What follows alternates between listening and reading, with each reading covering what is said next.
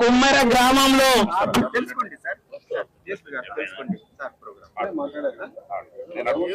జరిగిన పాశవిక సంఘటన ఏదైతుందో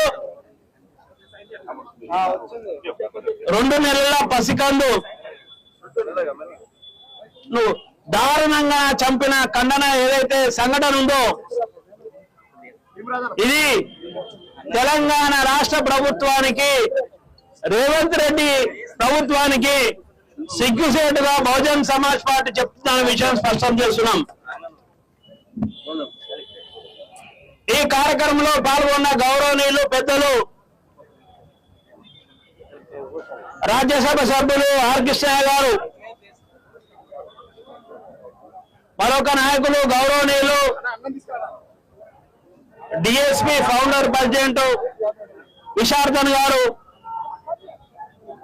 మరొక గౌరవనీయులు బిఎస్పి స్టేట్ కోఆర్డినేటర్ చంద్రశేఖర్ ముదిరాజు గారు, అంతటి నాగన్న గారు, బిఎస్పి నాయకులకు, రాష్ట్ర నాయకులకు మరియు డిఎస్పి నాయకులకు, బీసీ సంఘ నాయకులకు అందరు కూడా, కమ్యూనిస్ట్ నాయకులకు అందరూ కూడా బహుజన్ సమాజ్ పార్టీ తరఫున మనస్ఫూర్తిగా జై భీమ్ తెలుపుతా ఉన్నాను. అటు జెర్సేపు జెర్సేపు మాది కూడా వినండి, కొంచెం జెర్సేపు ఆగండి. అరే వినండి, అరే వినండి, వినండి, వినండి, వినండి, వినండి. రాజ్యాంగబద్ధంగా డ్యూటీ చేయకుండా మాట్లాడుతున్నాం. వినండి,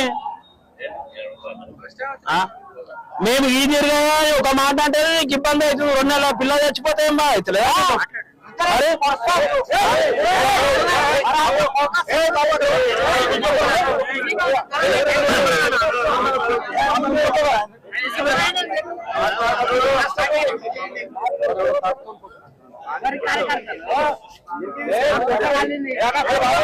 ఈ రాష్ట్రంలో కాంగ్రెస్ పార్టీ ప్రజాపాలన కొనసాగుతుందని చెబుతుంటూ ఈరోజు ఒక గుడి దగ్గర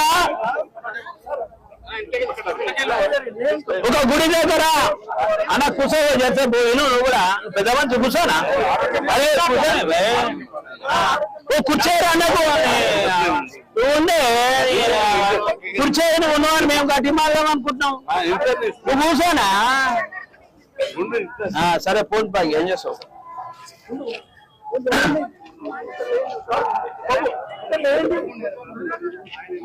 ఒక 100 రూపాయలకు సంబంధించిన ఈ దారుణమైన సంఘటన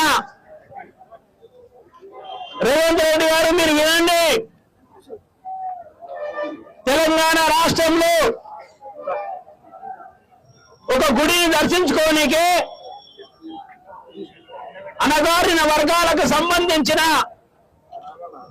ఒక కుటుంబం 100 రూపాయలు ఇవ్వలేక ఈరోజు వాళ్లకు సంబంధించిన 2 నెలల పసిగను మొత్తం కూడా మీకు చంపించుకునే పరిస్థితి రావడం అంటే ఈ రాష్ట్రంలో మీరు బహుజనులు అభివృద్ధి చేసిన పరిస్థితి కనబడుతుందనే విషయం మేము స్పష్టం చేస్తున్నాం. మనం ఈరోజు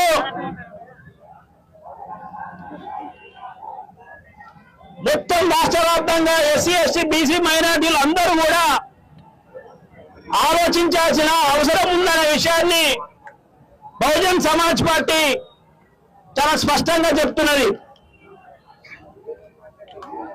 గత 6 నెలల నుండి కోలాడలో కల్ల రాజేష్ ఒక మాదిగ యువకుడు 1,00,000 రూపాయల కోసం యువకుడు ఎంతో భవిష్యత్తున్న యువకుడు ఆయన ప్రాణాలు తీసిన పరిస్థితి. షాద్ నగర్ లో ఒక ఇంటర్ కాస్ట్ మ్యారేజ్ లో మాదిగ యువకుని సజీవ దానం చేసిన పరిస్థితి, ఇంకొక అమ్మాయిని రైతు వేదిక దగ్గర అత్యాచారం చేసి చంపిన పరిస్థితి, మెదక్లో ఒక వివాహితను అత్యాచారం చేసి చంపిన పరిస్థితి, మెదక్లో ఒక పీజీ చేసిన యువకుడిని డబ్బు కొట్టకపోతే ఈ కులము వివక్షత వల్ల తరిమేసి గ్రామ బహిష్కరణ చేసిన పరిస్థితి. నేడు మరి ఈ రాష్ట్రంలో ఒక గుడికి వెళితే 100 రూపాయలు దర్శనం, 100 రూపాయల దర్శనం టికెట్ కట్టే పరిస్థితి లేకపోవడం వల్ల, ఒకవేళ 100 రూపాయలు కడితే ఇబ్బంది అవుతుందని ఆర్థిక స్థితి వల్ల ఈరోజు ఒక సాకలి ఒక మాదిగా ఇద్దరు దంపతులు వాళ్ళు ఎన్నో కళలతో కన్నా 2 నెలల పసికందు ఈ రోజు వాళ్ళు కోల్పోవాల్సి వస్తున్నది. మరి ఇట్లాంటి పరిస్థితుల్లో మనమందరము ఓట్లేసి గెలిపిస్తున్న ఈ పార్టీల నాయకులందరూ మొన్న కోదాడలో కావచ్చు, లేకపోతే షాద్నగర్లో కావచ్చు, నేడు నాగర్ కర్నూలులో కావచ్చు, ఈ 3 నియోజకవర్గంలో అమానుషంగా మనల్ని చనిపోతే 90% ఉన్న మనమందరం ఓట్లేసి గెలిపించిన ఈ ఎమ్మెల్యేలు ఒక్కరు కూడా సందర్శించకపోవడం అనేది నిజంగా సిగ్గుచేటు. ఇది సిగ్గుచేటు. ఇది మనం అందరం కూడా దీని గురించి ఆలోచించాల్సిన అవసరం ఉన్నది. ఎమ్మెల్యేలారా, నిజంగా మీరు అన్నం తింటుర్రా? మీరు గడ్డి తింటుర్రా? నిజంగా మీరు అన్నమే తింటే ఎవరు బాధితులు, ఎవరు నష్టం చేశారనే విషయం పక్కన పెట్టి మానవత్వ కోణంలో మీరు ఇప్పటి వరకు వీళ్ళను సంబంధించకపోవడం అంటే వీళ్ళు ఎస్సీ ఎస్టీ బీసీ మైనార్టీలు ఏం చేస్తారు అనే మీకు అహంకారం. ఈ అహంకారానికి 2028లో అందరం కలిసి ఖచ్చితంగా మీకు సమాధానం ఉంటుందన్న విషయం కూడా మేము స్పష్టం చేస్తున్నాం. సమాధానం ఉంటుంది. మీరు అనుకుంటున్నారు మా దగ్గర డబ్బు ఉంది, మందు ఉంది కాబట్టి మేము ఎలక్షన్లప్పుడు వచ్చి మేనేజ్ చేసామని. కానీ మాకు బాబాసాహెబ్ అంబేద్కర్ సిద్ధాంతం ఉంది. ఈ తెలంగాణలో గ్రామానికి పోతుంది. ఆ బాబాసాహెబ్ అంబేద్కర్ 2028లో మీకు పనిష్మెంట్ ఇస్తాడనే విషయం కూడా మేము స్పష్టం చేస్తాను బహుజన్ సమాజ్ పార్టీ తరఫు నుంచి. నేను ఒకటే అడుగుతున్నాను, చాలా సందర్భాలలో కోదాడలో కావచ్చు, ఎవరైనా షాద్నగర్లో కావచ్చు, నేటి నాగర్ కర్నూలులో కావచ్చు, పోరాటం చేస్తున్నది డిఎస్పీ, బిఎస్పీ, ఎంఆర్పిఎస్, సామాజిక సంఘాలు. మరి వీళ్ళకే ఈ ఎస్సీ ఎస్టీ బీసీ మైనార్టీల బాధ్యత ఉందా? నిజంగా టిఆర్ఎస్, కాంగ్రెస్, బీజేపీలకు ఈ బాధ్యత లేదా? ఈ బాధ్యత లేకపోతే తెలంగాణ రాష్ట్ర ప్రజలందరూ కూడా ఎక్కడి నుంచి మేము చెప్తున్నామో మీరు గమనించండి. మీరు ఈ బాధ్యత లేని మనుషులను మనల్ని కాపాడమని ఏవైతే మీరు ఓట్లు వేస్తారో మీ ఓట్లే మనల్లో ప్రాణాలు తీస్తుందనే విషయము నేటి ఇక్కడి నుండి రేపు మీ ప్రాణం కూడా తీసే పరిస్థితి కూడా వస్తుందనే విషయాన్ని మీరు గుర్తుంచుకోవాలి. ఈ విషయాన్ని మనం గుర్తుంచుకోని రోజు ఇలాగా జరుగుతుందనే విషయం కూడా స్పష్టం చేస్తున్నా. రెండో విషయము, కుల వివక్షత చేసి దారుణంగా కొట్టి మళ్ళీ బాధితుల మీదనే మీరు కేసు పెట్టామంటే పోలీసులకు ఎంత ధైర్యం అండి, ఎంత ధైర్యం అండి. సిగ్గు సిగ్గు పోలీసు యంత్రాంగం, సిగ్గు సిగ్గు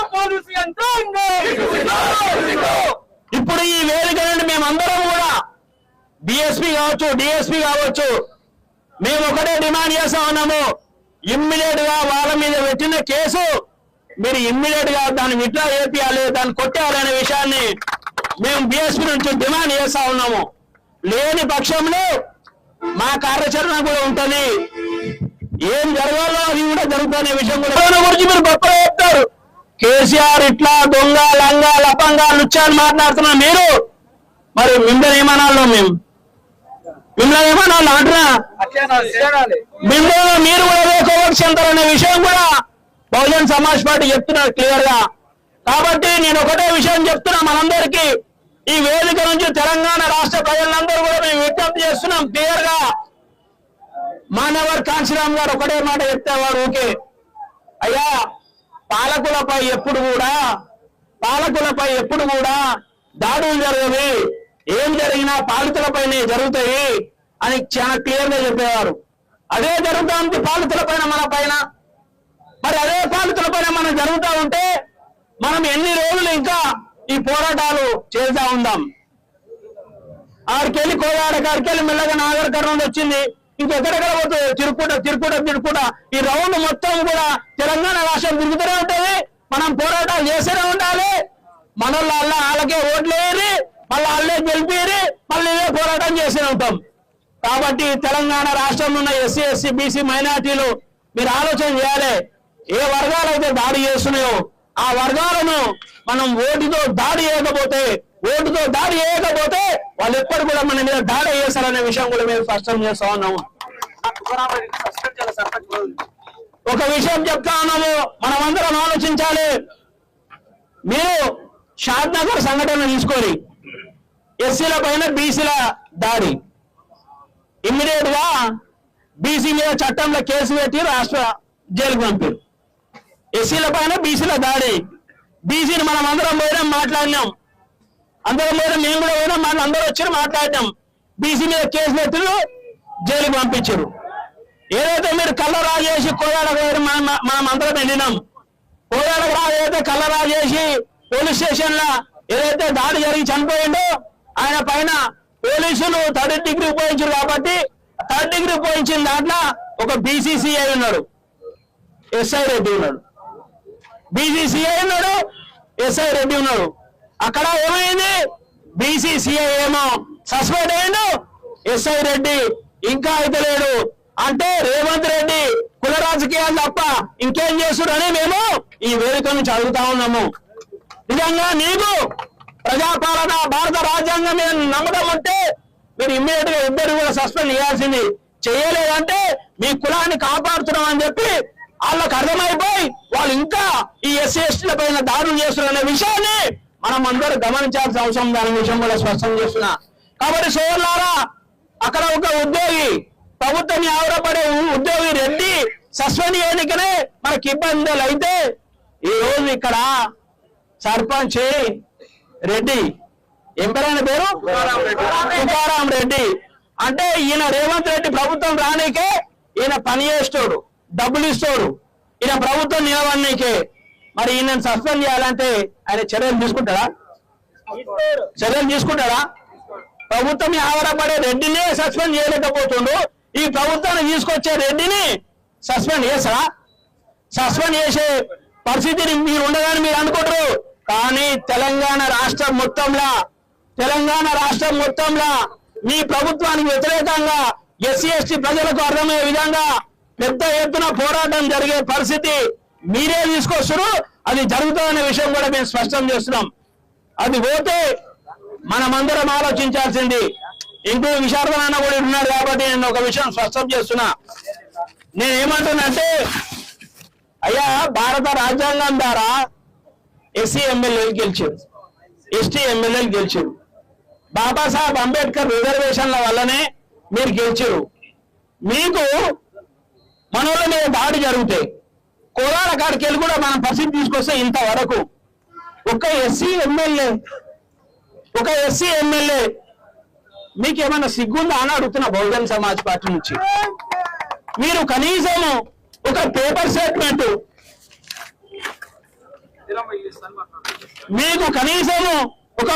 స్టేట్మెంట్, ఏ వర్గాలలో అయితే మీరు పుట్టిరో ఆ వర్గాలకు సంబంధించిన మనుషుల మీద దాడులు, హత్యలు, అత్యాచారాలు జరిగితే అసెంబ్లీలో ఒక మాట మీరు మాట్లాడకపోవడం అంటే మీరు బాబాసాహెబ్ అంబేద్కర్ కు మీరు ఎంత సేవ చేస్తురో ఈ ప్రజలకు చెప్పే పని మేము తీసుకుంటామనే విషయం కూడా స్పష్టం చేస్తున్నాము. అదేవిధంగా బీఎస్పీ పార్టీ ఒక నిర్ణయం తీసుకున్నది. ఏం నిర్ణయం అంటే ఒక వారం రోజుల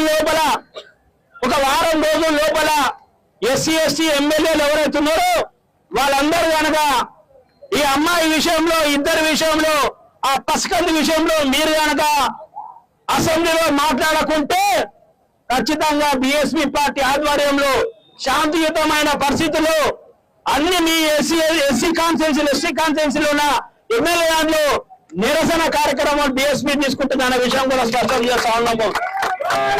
మీరు మాట్లాడే వరకు మిమ్మల్ని నిడిచిపెట్టేది లేదు. ఎందుకంటే మీరు గెలిచింది మీరు కాంగ్రెస్ నుంచి కావచ్చు, మీరు టిఆర్ఎస్ నుంచి కావచ్చు, మీరు బీజేపీ నుంచి కావచ్చు, కానీ మీరు బాబాసాహెబ్ అంబేద్కర్ పోరాటం వల్ల, త్యాగం వల్ల మీరు గెలిచారు కాబట్టి దాన్ని విడిచిపెట్టే ప్రసక్తే లేదు.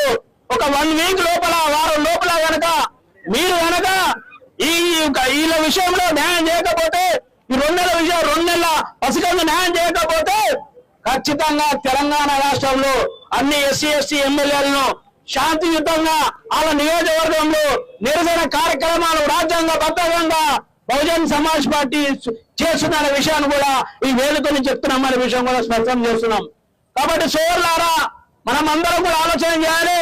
మనోళ్ళ మీద అత్యాచారాలు జరిగినా, దాడులు జరిగినా, ఏం జరిగినా ఓ ఇందిరమ్మ ఇల్లు 10 లక్షలు 20 లక్షలు డబ్బులు, ఇదేనా మనకు సొల్యూషన్? ఇదేనా సొల్యూషన్? మనం అందరం ఆలోచన చేయాలి. ఇక్కడ ఉన్న వాళ్ళందరం ఆలోచన చేయాలి. ఈ వేదిక నుంచి ఈ రాష్ట్రంలో వింటున్న మనుషులందరూ ఆలోచన చేయాలి. అంటే మనోళ్ళని అమ్మాయిలను అత్యాచారం చేసి 2 నెలల పసికందు తల్లి చంపి గుడికి పోతే 100 రూపాయలు లేకపోతే దాడి చేసి చచ్చిపోతే ఈ సావే దేని కారణమే? ఇదంతా ఈ చిన్న 2 నెలల పసికందు సావడానికి కారణం ఎంత? 100 రూపాయలే. 100 రూపాయలకు ప్రాణం పోయే పరిస్థితి అమలు అలా. మీ పాలన 78 సంవత్సరాల మీరు పాలించిన పాలన ఎట్లుందంటే మేము 100 రూపాయలు దేవునికి 100 రూపాయలు ఇచ్చి మొక్కలేని పరిస్థితి ఉన్నది. గుళ్ళు కట్టేది మీరు, దానికి పైసలు పెట్టేది మీరు, ఆ గుళ్ళ మీద ఉన్న భూములన్నీ తినేది మీరు, కోట్లు సంపాదించేది మీరు. మళ్ళీ మేము సంపాదించిన పైసలు కూడా ఆ దేవుని చూడాలంటే మా వాళ్ళు 100 రూపాయలు ఇవ్వాలి. ఆ 100 రూపాయలు ఇవ్వకపోతే మళ్ళీ మమ్మల్ని చంపేశారు. ఇదేనా